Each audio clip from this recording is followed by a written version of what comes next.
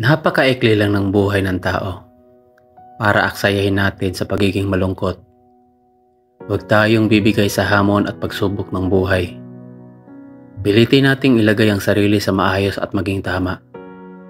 Gawing makabuluhan at kapaki-pakinabang ang buhay na binigay ng Panginoon. Tandaan palagi na ang taong mapayapa ang isip at puso ay laging maganda sa harapan ng salamin. Lagaan natin ang ating sarili at pakamahalin. Minsan lang natin dadaanan ang mga araw at oras. Gusto mo bang sa pagtanda mo ay nakaupo ka lang sa silya ng tumba-tumba? Ay puro maging malungkot na memorya ang pinapanood mo sa kwento ng iyong buhay? Walang ibang nagmamalasakit sa iyo kundi ang sarili mo.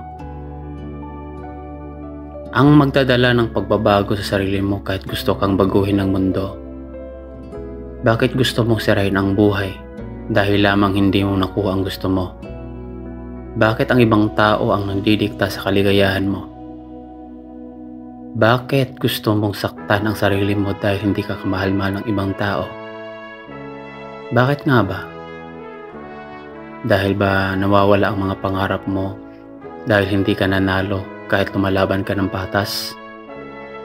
Hindi sa mga pareho nating nawala sa mundo ay iikot lang at sila ang magiging pamantayan ng kaligayahan natin. Mayroon tayong Diyos. Hayaan lang natin siyang gumalaw para sa atin.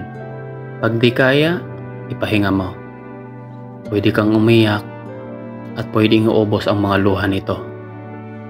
Ang dami ng nasayang na panahon. Naging lugmok ka na. Hayaan mong yakapin ka ng Panginoon. Hayaan mong mahalin ka niya. Siya ang aayos ng lahat. Uminti ka sa paglaban mo dahil hawak ka niya. Antayin mo ang pagdamay niya sa oras na di natin inaasahan. Be sensitive.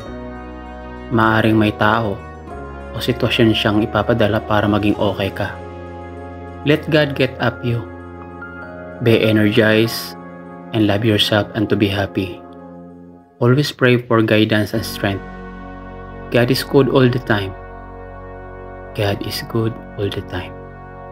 Kung nagustuhan mo ang video na ito ay huwag kalimutang i-like, i-share, syempre i-follow na rin ang ating page para updated ka sa mga bagong video na i-upload ko araw-araw.